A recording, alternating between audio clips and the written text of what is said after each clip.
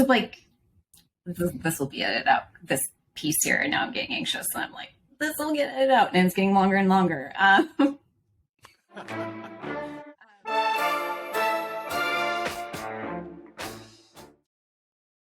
Hi, I'm Cami Kaos. And I am Rick Turoczy. And we're mildly interesting people. But that's why we hang out with very interesting people, so you don't have to listen to mildly interesting people talk about stuff all the time. I mean, they do have to listen to the mildly interesting people talk to the super interesting people, but just in a questioning kind of way. Okay. We're just here to evoke responses from interesting people. That's our job. And to make them sit there, guide the process. Yeah, make them sit there awkwardly and uncomfortably while we talk like it's an intro or something. If you're listening to the podcast, you can't see this, but poor Kat. Let me do the intro this week. You got to do the intro last week. Yes. Our guest this week. I think I've known roughly a decade now. It's been a while. I was lucky enough to get the chance to not only know of her in the community, but get the chance to work with her directly as part of the startup accelerator that I run. And we had a great time and an adventure in her building her startup, which was great. But I will tell you that as great as that was, what I've always respected about our guest is just not only her capacity for design, but the way she approaches design. And I'm excited to talk a little bit about that. I know Cami has some other topics she wants to get into, but let's kick things off by introducing our guest, Kat Miller. Kat, welcome to the podcast. Thank you so much for having me. I'm so excited to be here. Cami, where do you want to start? I know where I would like to start, but you're like in the teaser, you're like, no, I don't want to talk about that. I want to talk about other things. So why don't you start? I'm fine talking about that. I find it interesting. My connection with Kat is due to the fact that you knew Kat. I wouldn't have met her otherwise, but is about so many things other than design. She is a brilliant designer. That's true. But also like amazing human. You guys can't see this on the podcast, but Rick is showing you things that Kat has designed. And I believe one of them made with her own 2 little hands. Is that true? And robots. And robots. Yeah, with the help of robots. So anyway, yes, I think Kat is an amazing person, but I don't want to be limited to talking to people about what they do professionally when they're just so spectacularly amazing human people. Like I sometimes feel like I should be a nicer human just because I know and interact with you. I'm like, I'm not nice enough to be in Kat's life. I need to find a way to be a kinder, better human. I support that. Yeah. I mean, you set a hugely great example for other humans to be good. That means a lot. I agree. And I also have to say that I think both of you are some of the nicest people that I know. And also super cool. And I was super nervous to meet both of you. So just so you know. And then once you did, you're like, that's all there is to that. Yeah. Is that all there is? Yeah. So are you saying I get to talk designy stuff with Kat a little bit? I am saying go. I am saying run with it. Be free.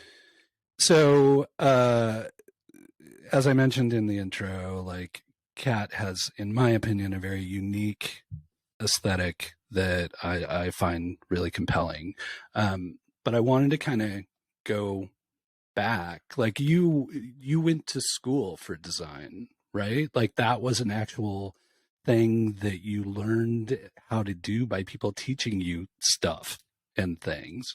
But and I'd love to talk about that, but like at some point there was some inspiration. Like what inspired you to take this path? Was it an artist you saw? Was it a piece of work? Like where did you find this passion for design? That's a really interesting question. I think it lies in feeling community when I was younger and in school. And so I ended up getting accepted into a magnet photography class in high school.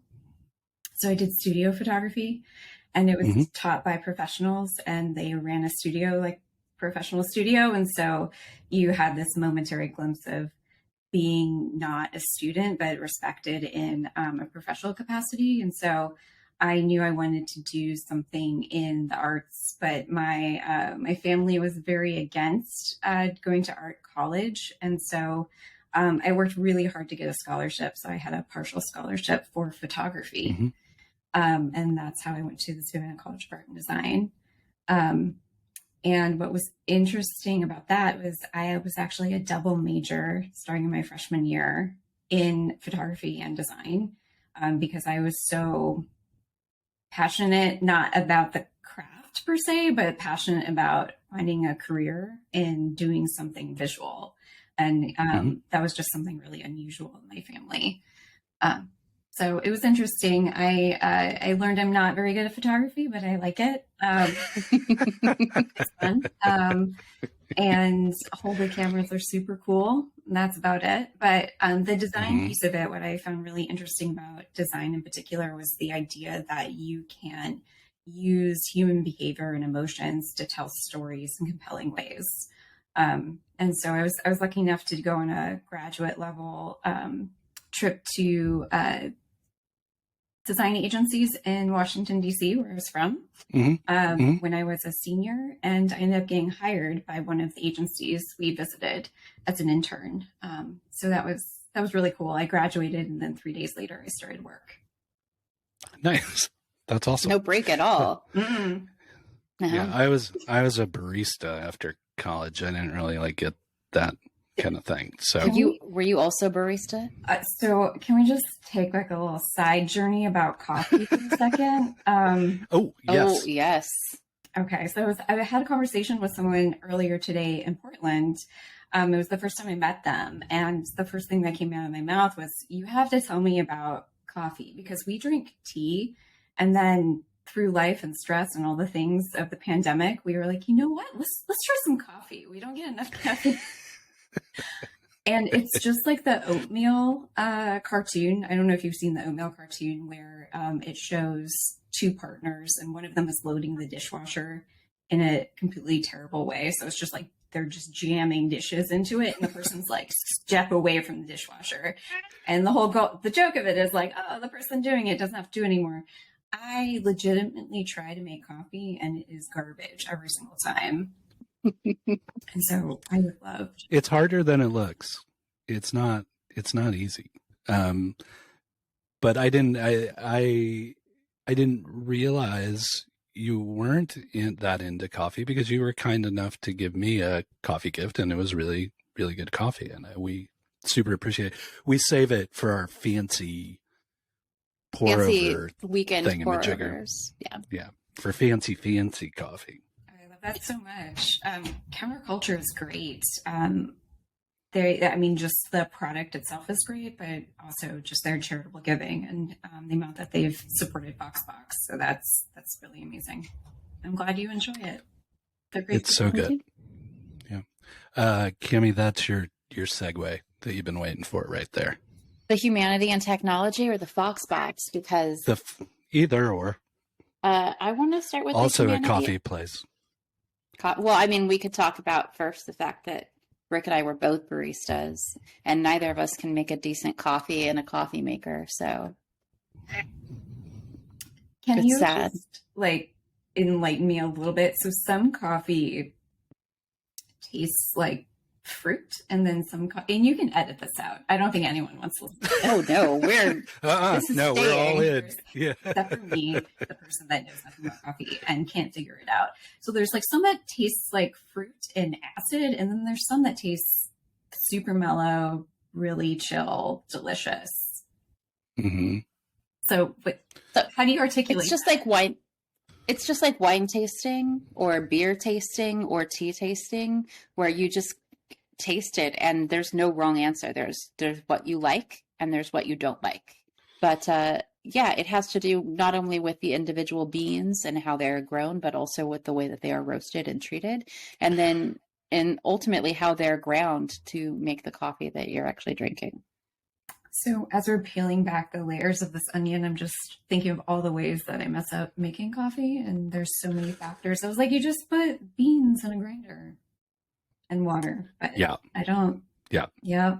Well, and the water can, I mean, we live in a region where we've got great water. Really and good water. We're lucky to have that water, but like some areas, like the water can totally change the flavor of the coffee and the where my head was going was like back to photography, like that analogy, like there's so many ways to change a photo even after it's been captured, even captured on film or captured with technology. Like I think coffee is the same way. There's like so many different parameters or ways that you can influence it that it is truly, really good baristas. It's truly an art form, and I wasn't ever that good. I was more how many syrups can we cram into this mocha and see what it tastes like? Let's make another graveyard and see how jacked up on both caffeine and sugar I can get simultaneously. I wasn't a good barista. I just said I was a barista. You got people what they needed, and that's what matters. Yeah, for sure. Yeah. Sweet relief of mostly caffeine. Yeah. Yeah. Okay, I want to talk about the intersection of humanity and technology, because that is something that unprompted you brought up that is so important to me. The only reason I work in technology is because I like to inform what we're doing with empathy and with an understanding of humans. And so talk to me about that, the important part of that in design to you. You don't design just for the hell of it. You design to make something better for another person. Yeah, I mean, and that really speaks to my path as a designer. So I started the agency I started working for in DC was a branding agency. And so I got to work on personal brands for very wealthy people. I got to work on hedge fund branding, and that was really interesting, branding for cities. And I was working with these incredibly smart, intellectual, charming, delightful creatives that were so passionate about telling stories with identity. And it was really interesting to me because I gravitated more towards like the longer cadence stories. So that's how I ended up in advertising. So I was an art director in advertising for a while. But then I was the art director that hung out with all the engineers. I was just, what was fascinating to me about design was not that I can sell someone something, whether that's selling someone something with an emotional brand connection or a connection with trying to educate about product and showing the value of it and why you should buy it. But what was interesting to me was that you can build the products. And so I ended up kind of transitioning into product design, which was exciting. I worked with a really great group of folks that were at Frog for a while, and then they came over to Dell and they built this really tiny product group. And they were really kind and generous with their knowledge and teaching abilities. So I got to shift from being an art director in advertising and branding, more traditional design stuff, and shift into product. And that's actually how I came to Portland. I ended up being an art director for UX and UI at a product agency, which was really fun. And that's where I met my husband. and who is also great. He's amazing too. You should definitely have. It's amazing. Yes, if he'll join us. Yeah, I still always remember his personal website where he had created an action figure of himself to describe his skills and resume and stuff. It's amazing. Well, can we take a moment to also just say he built a 3D model of himself and a 3D model of a when you buy a He-Man figurine. Mm-hmm. Yeah, it was just I was like next level stuff there. Action figure. Is that where the conversation was going? Kind of prompted for me. Like, was that the appeal of mobile design, that it was this interaction with humans that is so present and constant these days? Like, was that what drew you to that kind of design? Well, it's interesting because that's actually where I started doing product work with that. That was kind of the first work I did. And that was right at the advent of Android starting to take off. Yep. So I actually really dived deep into Android. And I remember we were visiting one of the Google campuses, and we were talking to someone there, and I was like, oh, finally I'm with someone that works at Google, and I can share how much I've like enjoyed working on Android. And the first thing they were like, really? Because, I think most people at that time, like, they gravitated towards iOS, and that was the first thing that they wanted to do. And, I did a lot of, a work with even Samsung, doing a project with them. And part of that project was kind of talking about how Android works and Android patterns and how to do that in a second screen experience with a TV. And so I just really enjoyed talking about kind of the theory of it early on. So devices are just, it's exactly what you're saying. It's something you hold. It's so personal. And there's such a great responsibility in the way that you design for them. The importance of the way that you design software and the way it doesn't or does intrude in someone's life, I think is really, that piece of it is really interesting to me whenever I work on like mobile products. But I do want to just mention, there's an amazing cartoonist called Defective Pudding on Instagram, and it brings me so much joy and delight. A little tiny ghost with a giant witch hat that's tied on its little ghost chin, and it's riding this giant pumpkin car, and it's holding on for dear life, and there's wind blowing, the hat's blowing in the back, and it says something like spooky shit is afoot. And so like there's this, it's just so joyful. Speaking of joyful, of a joyful reaction, tell us about Foxbox. So Foxbox has to start with Cypress's story.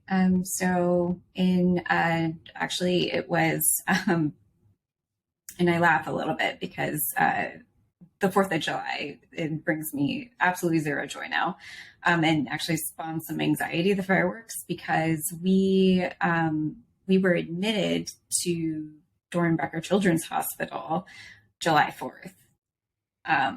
And so it was like this weird time where everyone's so joyful kind of in the streets and around you. And then you just kind of end up in this place. But to backtrack a little bit, my second son was diagnosed at 4 months old on July 4th with a very rare and aggressive form of leukemia. And I've shared that with other people before. And I think almost every parent of a child with childhood cancer will say it's rare and aggressive. And it's true. Most of them, just having childhood cancer is rare. A lot of them are very aggressive, as cancer is just normally aggressive, aside from some adult cancers, which are slow growing. But when I say rare and aggressive, I mean that there aren't any specialists that specialize in his particular kind of cancer. I had the good fortune to briefly talk on Twitter DMs with a pediatric oncologist at CHOP who said that, one of her colleagues sort of kind of worked in that. But there's one researcher at St. Jude that works on the family of leukemia that Cypress had, but it was just so rare. And so what that meant for us was that every step of the journey in his like cancer treatment wasn't guaranteed. And it's never guaranteed for any family, but you unfortunately kind of get into that situation and you'll hear some people have the good leukemia, which is the leukemia that has the 80% cure rate, and some people don't.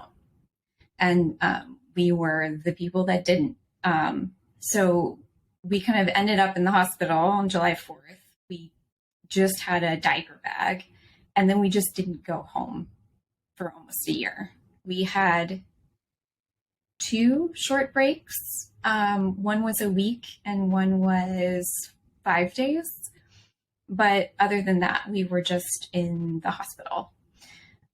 So what was shocking about that, other than you find out that your baby has cancer, was that you get into this hospital room and there's a hospital crib and you have a 4-month-old and you're sitting there and you look at it and you realize this is our new nursery, and it is sterile and it's a hospital room and it's small and it smells weird and the lights are always on and people are coming in and out, and we're just in this shocking kind of cacophony of sounds and beeping and talking and crying all the time. And that's how it felt like when we first got in there. And then once you live there long enough, you start realizing that everyone that works at the hospital kind of ends up being your new family, because they're not afraid of you. I think what we found was that even our family and friends, a lot of them were really afraid to talk to us, to come visit us, to engage with us. And that was shocking for us to kind of figure out, is that the loneliness that happens with those diagnoses, comes from that. It's such a horrific experience. And then on top of that, a lot of people can't sit with you during it. So, it was really interesting. And the people that showed up for us, like, very dear to our hearts. And you guys showed up. So you're very, very dear to our hearts. Thank you. So that, I think Cypress's journey too, because we didn't go home, we were living in the hospital and we had a baby, and, babies and kids, for the most part. I remember our primary oncologist came in, and Cypress was doing his second round of chemo, and she looked at us and she was like, if I gave you this exact same chemo dose, the exact same chemo, same amount, she was like, you would be knocked out. She was like, you'd just be totally knocked out. And she was like, but look at him. He's up and he's playing. And that's so true. Like that, the resilience of kids in the face of cancer treatment is so, it's remarkable. It's inspiring. Just the amount of joy that, you're a baby and you're getting chemo, but at the same time, you're still a baby and you do all the baby things and you're interested in all the baby things. It was really special and taught me a lot. What keeps coming back to me is your ability to capture joy, even in like deep moments of despair. So can you tell me about a day in the hospital? Like a good day in the hospital? So that's a really great question, the good day. So it's something I didn't realize until we were there. And I remember having a really long conversation with one of the nurse practitioners on the floor about this. And it was one of those days that was tough, and you kind of have people coming in and out of your room. And then she just came in and just sat down and we started talking about it. But it's the fact that oncology floors in particular are really joyful places. There's lots of laughter. There's a lot of people. You have toddlers zooming around the floor on these like little, they're for physical therapy, but they're actually really fun. And so they don't realize they're doing physical therapy. I think like little rocket scooters. And so you have like toddlers zooming around, you have teenagers and their friends walking around. And then something in particular that happened because we had 5 other baby friends on the floor with us was that we did something called what the nurses called baby parades. Cypress, being the extrovert that he was, and we're a family of introverts, I always like to point that out, that he was so extroverted and like loved people, had to be around them 24/7, and he loved like giggling and playing with people. And so I would take him for these long walks every day, 3 to 5 miles, thanks to my Apple Watch that we're recording. In loops, because the floor is a giant circle. And so I'd push him with his giant IV pole and he'd be in his baby carrier. And then suddenly our other baby friends over time would kind of come out. And so suddenly there was like this group of 5 babies with 5 giant IV poles and 5 parents walking them around the floor, just laughing and like you're going to like a new mom or parent group, right? Like it's just a bunch of babies in these extraordinary circumstances being just babies. So to backtrack though, Cami, to your amazing question, because I think I just went on a tangent, but it's so funny to me because I can think back on that and I can hear it, and that sensory, like I've never been like a strong sensory kind of person in the fact I'm like remembering or smelling or hearing something, but I can hear those sounds and I can hear his giggle, especially when there's two front desk people he loved, and his giggle every time we would come around and he would see them was so funny. It was like a deep earthy giggle, and we would walk around and then they disappear and he'd be kind of quiet, and then he knew we were coming back and he'd start laughing again. Like as a duo, we're mildly interesting. It like imagine how boring it would be if it was just me. Poor Kat having to carry the whole show. It looks like I'm back. Okay, cool. Okay. I want to talk more about the hospital, if that's okay. Sure. Especially because I know that you talked about it being so isolating, and your friends and family being afraid. And so if we can make it transparent for anyone else, so that they know and they can be there for the person in their life that might be going through something similar to what you and your family have been through. Yay. On the heels of the baby parade, tell me about it. Like, where do you even sleep? Like, what do you eat? Like, what the practicalities?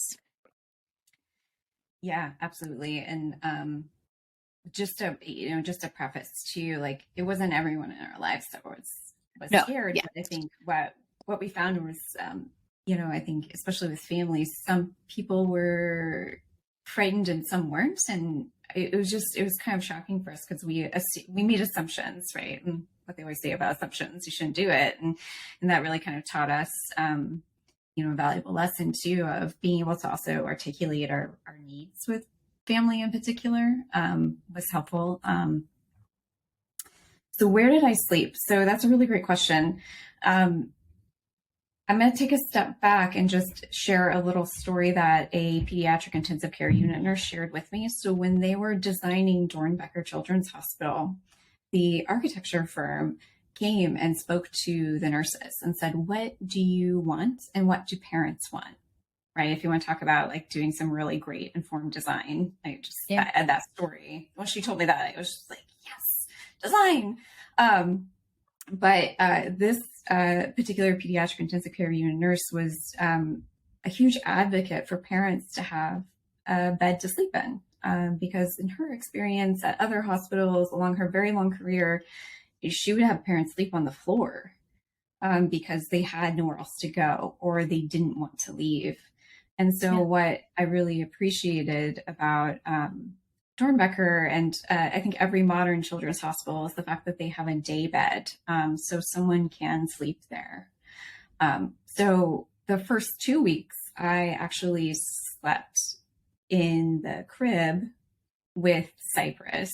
Like that is a tiny person. Yeah. Just in case you're trying to logistically figure out how that happened. She's wee. So yeah. And and of course that was done with very safely, all the safe things and all the things that were safe. So just to preface that, but because both parents wanted to stay there, and there was the day bed is very tiny, so it fits one person. And so that was where I spent the first 2 weeks. And then because we have another kiddo, my husband, would come back and forth every single day to the hospital so that he could be at home with our other kiddo. And then I was very, very, very fortunate enough to have a family member who was living with us at the time that was also a caregiver for our other kiddo. So, we couldn't have done it without them. So I slept on the stay bed. It is, sorry, actually started getting a phone call from the pediatrician who used to come, visit us. It was very lovely. And she actually, the point I was about to make was that the beds are very uncomfortable, and she recommended getting a mattress pad so that it was less uncomfortable. And that made a huge difference. Not that you really sleep in the hospital. As a parent of an infant, you're up in the middle of the night all the time. And then if you are a parent of an infant who is also getting chemotherapy and in the hospital, you have to deal with narcotic withdrawal. You have to deal with chemotherapy side effects. So you don't really sleep. You sleep a little bit because otherwise your body wouldn't function. But even to this day, like I still can't really get a very deep sleep. I keep waking up, I think, because I still wake up in those patterns. So, parents and caregivers who are in the hospital living there, like, not only are they dealing with, not having a lot of sleep, they're dealing with a lot of information, a lot of stress, and trying to comprehend a lot of big and scary things.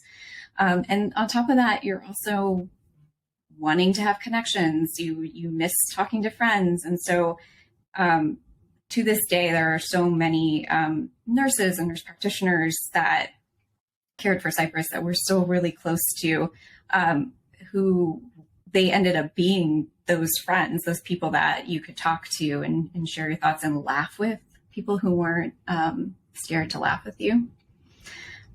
So yeah. It's a weird situation. And then what do you eat and drink?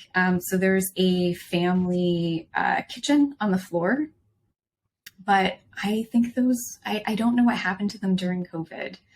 But that was a place where you could kind of randomly run into someone if you're looking for some conversation with like another parent or caregiver. You might run into someone where you're getting some food out of the fridge. But other than that, you're eating hospital food. So with all that you've just shared, that's very much what led in the direction. After Cypress lost his battle, you founded Foxbox. Will you help about that? Well, and can I just want to pause for a second too, because I'm like, you and your family went through a situation that even managing what you went through requires a massive amount of resilience. And yet you had the energy and creativity to use that as a point of inspiration for you and to really celebrate Cypress in a meaningful way with Foxbox. Can you just talk about that a little bit, please? Yeah, it's interesting. I think just based on what my personality is like, and then also what I've spent my entire kind of adult life focusing on, was human behavior and supporting other people, and how do you build a service, or how do you build a piece of software, or a connection of all those things that improve someone's life. I think there were a lot of coping mechanisms, and one of them for me during the entire process was writing down every single person that worked with us, whether they were room service, or they were nursing, or they were providers of some kind, and then writing them a thank you note. So I wrote 87 thank you notes, which is and put I designed this like fox pin because Cypress he was born on a Thursday and he died on a Thursday, and he was born as the sun came up and he died as the sun set. And so the fox is both a sunrise or a sunset. And so, expressing gratitude was a way that we coped with things, but also trying to figure out how to fix fix things. I think just being a designer, just inherently, every time we ran into something challenging, whether that be access to services or access to items or some kind of process or communication issue, I think the first thing I would do is like, oh, this is how you would fix that. And I kind of kept a running tally of that, or would write it down. And I think it also comes into like having a very strong sense of right and wrong. And there are things that just felt wrong. And so trying to correct that in a way that was meaningful for other families, around access to items or access to, just people who aren't scared that you're in that situation, or people who understand what it's like to have a baby with a long hospital stay. Mm-hmm. So I will say that Foxbox is one, I run a nonprofit. There are some nonprofit organizations that you're like, okay. But I literally, Kat will sometimes hit us up and be like, hey, we don't have a drop-off driver today. Can you deliver something for us? And I literally feel guilty on the days where I'm like, we can't do that. We can't do, how can we figure out how to do that today? We need to do that today. It's such an inspiring and beautiful organization that you've built, and I would love everybody to know about it. So why don't you just take a few minutes, tell folks like where to find out more information, or if they or family members are going through a similar situation, how to get in contact, like what areas you serve, all that kind of thing. Feel free to just take the floor and give us the pitch on Foxbox, please. I so appreciate that. And please don't ever feel bad about not, you show up in meaningful and deep ways all the time.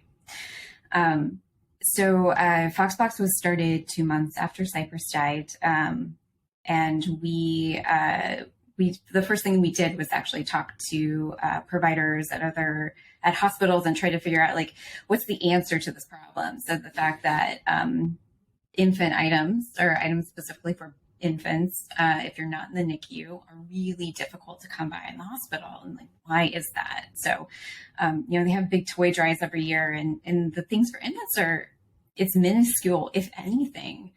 And so access to rattles, access to developmentally appropriate mobiles, or anything else to kind of help the educational, social, emotional, and developmental growth of an infant, were just hard to come by. And so we asked a lot of people that worked at hospitals like why that might be. And the answer really kind of boiled down to, it's really hard to think about babies in the hospital. So most people don't. And so at Foxbox, the thing that we say is that we do. So we are a 501c3 that's dedicated to supporting infants with long hospital stays. So what's interesting about Foxbox is that we have started with the 2 children's hospitals in Portland, supporting kind of all the floors. But what we're doing now with our new hospital partners is just supporting pediatric intensive care units. So when you look at the continuum of support in a children's hospital, at one end you have oncology and the NICU, and there's tons of nonprofits that support those amazing floors and give them the support that they desperately need. But then you have the pediatric intensive care unit, where more and more increasingly, there are babies who have long stays that need breathing support and assistance. And so that's really where we're kind of focusing our newer kind of expansion, is how can we support pediatric intensive care units with infants that have long hospital stays, sometimes up to a year, before they're able to start transitioning to another floor to go home. That being said, hopefully this part will get edited out as I'm talking about. So we have delivered boxes to families at hospitals in Washington, California, New Mexico, New York, and we're working with getting some new hospital partners this year in different parts of the country, which is really exciting. And then we've had the really amazing fortune to partner with remarkable brands in the baby space who have donated their items and support our work. Ergo Baby is phenomenal. We love them so much. We are able to give a carrier to every single family that applies for a Foxbox. Baby Tula is amazing. They have donated blankets, so every single baby gets a blanket. Baby Einstein has donated, so every single baby gets Baby Einstein musical instruments, and they also get the beloved by all hospital staff, the Sea Dream Soother, which is like a little aquarium for their crib, which is phenomenal. So every baby gets one. Slumberkins has been amazing. So every baby and every sibling gets a slumberkin, which helps with the social emotional, trauma of separation, of family change, of anxiety. They're just really wonderful bereavement, really wonderful creatures and products. Smart Noggin is amazing. They have the best developmental rattle that was created by a early childhood intervention specialist. And so when she did, because she's a genius, she took all of the kind of the items she used to do her evaluations, and she crammed it into one rattle. And there's something so magical about this rattle. The babies just love it. So we can include those. We partnered with Sassy Baby, so like the best kind of developmental infant products. So they sent us things that we can include too. It's just really phenomenal. And Smith Tea in Portland, so they donate their tea, so we can give that to families because we support not only infants but also the parents, caregivers, and siblings. So we donate social emotional kind of support through books or slumberkins for siblings. Jessica Hish and Penguin Books, they've donated Tomorrow I'll Be Brave, so every baby gets that book, but they also donated some Tomorrow I'll Be Kind, so siblings can have that. Corey Dorfeld and Penguin Kids donated one of our favorite books for big feelings, which is The Rabbit Listened, which is phenomenal. So every sibling gets that. A kid's book about has donated in the past to really great book on emotion. So, I think we feel very grateful for the brand support that we've gotten and the amazing partners we've been able to secure to really help support infants and their families in meaningful ways. And then we're always, looking for just community support and finding other community members when we're starting to open up volunteering in the future too. So if you're interested to learn more about Foxbox, you can find us at foxboxes.org, but also on Instagram at foxboxbaby. I would say Twitter, but I don't know if anyone's using Twitter right now. Twitter. You're not doing the TikToking anymore? Are you still doing the TikTok? On TikTok, it's just who wants to see this elder millennial do TikTok? No one does, but we're there too if you want to see it. So that's where we do behind the scenes. So we'll show you how we build our boxes and what we put inside of them, and everything we include in our boxes is geared to support developmental, educational, and social emotional growth, and it's also the highest quality baby item on the market. So I could easily sit here and talk to Kat for hours, and we'll have to have her back to talk more about stuff. But we also realize you have other things to do, so we want to kind of shift the format a little bit. A new feature that Cami and I received by suggestion from a listener that we're going to give a try. I'm going to hand off to Cami for our guest lightning round. So just quick answers to these questions, top of mind, doesn't need to be in depth, just to get a little more insight into you.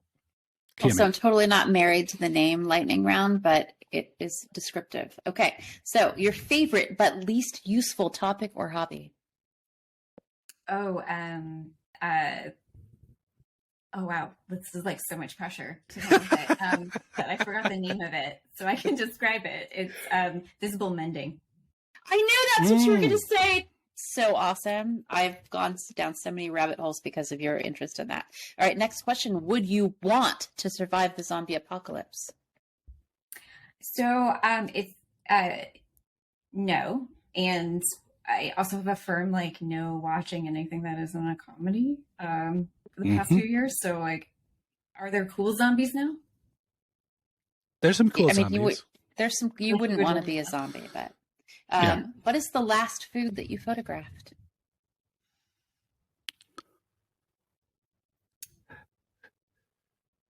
You're going to edit out these long pauses, right? Because it's not a lightning round. Nope, I'm going to extend them. I'm going to slow it down. So it just lasts for like 5. I don't really photograph food. That's good. Fair. That's a good That's answer. fair. That's an excellent answer. Portland snow, pro or con? No comment. No comment on the Portland snow.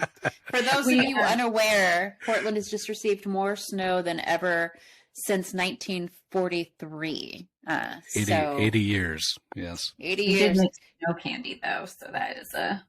Nice. There you go. That's excellent. Last question. Magnets or stickers? Stickers. Yeah. Huh. Okay. Yeah, there was a right answer to that one. Okay. It's good to know. Was that like a swag? Are you doing like a swag survey? Maybe. I don't know. Yeah. Maybe not. Who knows? We don't know what's going on. Honestly, it's still new, Kat. We don't know what we're doing. I'm not ready to give you our stickers. They're not professionally. Yeah, we didn't even get into calligraphy. And now we've lost Cami again. We didn't even get into calligraphy, which we'll need to get into later when we bring you back. So maybe we'll just have a whole conversation about calligraphy at some point.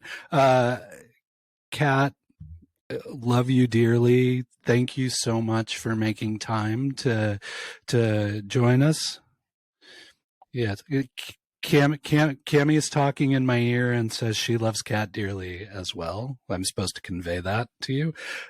We will figure out, as usual, our technical difficulties. And if you're watching on YouTube, it will be far more obvious than it is on the podcast. I hope I can edit everything together smoothly. But Kat, always a pleasure. Just great to see you. Please give our best to the family. Thanks again for spending time with us today. And I absolutely cannot wait to have you back to chat again.